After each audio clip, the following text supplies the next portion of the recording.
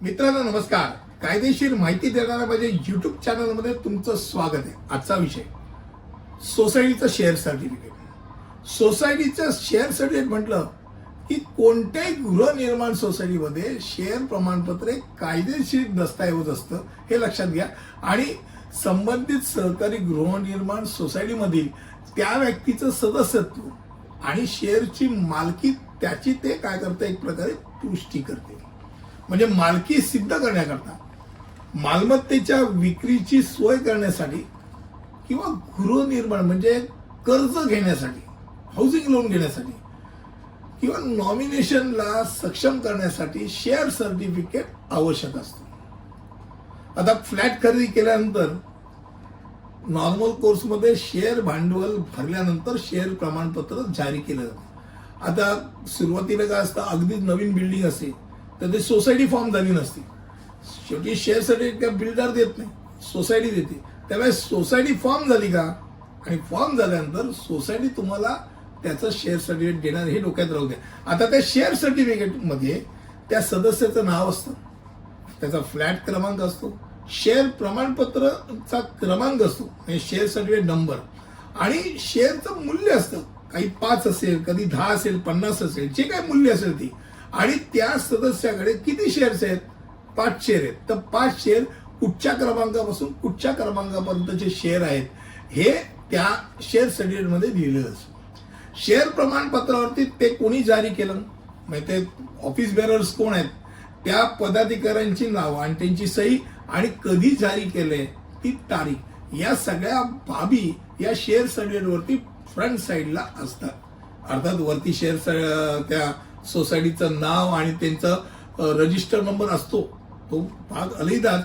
पण हे share certificate, आता शेअर सर्टिफिकेटवरती त्याच्या मागच्या बाजूला, म्हणजे जसं फ्रंट साईड आहे तसं मागची बाजू पण महत्वाची असते. कारण का बघताना दोन्ही साईडला बघायला पाहिजे. मागची रिकामी असेल तर याचा अर्थ पुढचा व्यक्ती जो आहे, जो शेअर सर्टिफिकेटवरती फ्रंट साईडला आहे, तोच आत्ताचा त्याचा मालक आहे. मात्र कधी कधी काय होतं, शेअर सर्टिफिकेटचा मालक म्हणजे तो जो ओनर आहे तो विकतो, म्हणजे ते फ्लॅट रिसेल झालेला असतो, किंवा तो वारल्यानंतर त्याचं रिलीज करतात किंवा लेटर ऑफ ऍडमिनिस्ट्रेशन करून त्याचं ट्रान्सफर डीड मारलं जातं, किंवा तो त्याच्या हयातीत गिफ्ट करून टाकतो. या सगळ्या गोष्टींमुळे विक्री असो, हस्तांतरण असो, भेट असतो, या सर्व बदल याची नोंद ती कार्यकारिणी म्हणजे त्या सोसायटीची कार्यकारिणीच्या सभेत त्याची मंजुरी झाल्यानंतर तो मंजुरी क्रमांक आणि तारीख आणि त्या पदाधिकाऱ्याची सही सकट मागच्या बाजूला असतो. म्हणजे मागच्या बाजूला जर काही लिहिलेलं असेल तर तो मागच्या बाजूचा व्यक्ती जो आहे तो त्या शेअर सर्टिफिकेटचा, अर्थात त्या फ्लॅटचा तो मालक ठरतो. त्यामुळे सोसायटी शेअर सर्टिफिकेटचे प्रमुख पैलू कुठचे, पहिली गोष्ट म्हणजे सोसायटीच्या फ्लॅटची मालकी आणि सदस्यत्वाचा हक्क प्रस्थापित करण्याचं काम ते करतात. क्रमांक 2, कायदेशीर दर्जा मिळतो.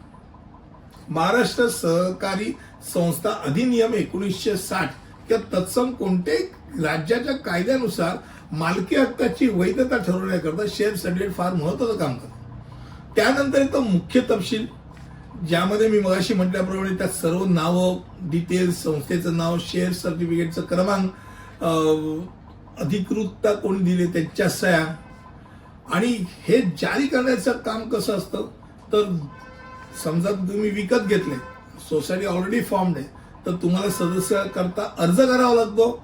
संस्थेचा भाग भांडवल मध्ये तुम्हाला पैसे जमा करावे लागतात, आणि शेअर सर्टिफिकेट मिळवण्याकरता आवश्यक ती कागदपत्र सादर करावी लागतात. उदाहरणार्थ म्हणजे मी समजा सेल डीड केलंय, विक्री पत्र केलं, तर तो सेल डीड किंवा अग्रीमेंट फॉर सेलची कॉपी, त्यानंतर ज्याच्याकडे विकत घेतलंय त्याला पूर्ण रक्कम मिळाली आहे आणि आता माझी कोणतीही हरकत नाही, त्याकरता त्याचं ना हरकत प्रमाणपत्र.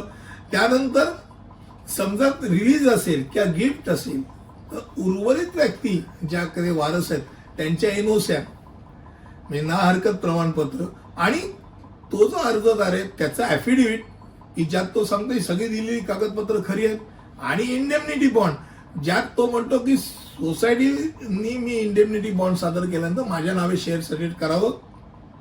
यात काही समजा घोटाळा असेल किंवा काही कायदेशीर कोणी तक्रार केली, केस लॉन्च केली, मी जबाबदार आहे. सोसायटीचे ऑफिस बेअर त्याकरता जबाबदार नाही. त्यामुळे हे सगळी कागदपत्र एकदा जमा केल्यानंतर, अर्थात त्याच्या सगळे आधार पॅन जे काय ती बाकीची कागदपत्र सगळी जमा केल्यानंतर शेअर सर्टिफिकेट नाव चढवण्याची प्रक्रिया सुरू होते. संस्था त्याची पडताळणी करते. समितीच्या सभेच्या समोर ते ठेवलं जातं. कधी कधी कायदेशीर सल्ला घेतला जातो आणि मग साधारणतः 1 महिन्याच्या आत शेअर सर्टिफिकेट प्रमाणपत्र जारी होतं. बऱ्याच वेळा लोकांचा प्रश्न असतो की शेअर सर्टिफिकेट घाळ झालं माझं, आता काय करू?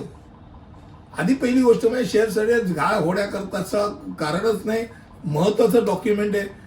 सेल अग्रीमेंट असेल, शेअर सर्टिफिकेट असेल, या महत्वाचे डॉक्युमेंट. दरवर्षी दर महिन्याला मिळणारा मेंटेनन्सचं बिल नाहीये, इलेक्ट्रिकचं बिल नाहीये. त्यामुळे ते महत्वाचं डॉक्युमेंट नीट ठेवायलाच पाहिजे. पण समजा झालं घाळ, तर घाळ झाल्यानंतर तुमच्याकडे तुमची संस्थेला नुसती लेखी विनंती करून नाही चालत.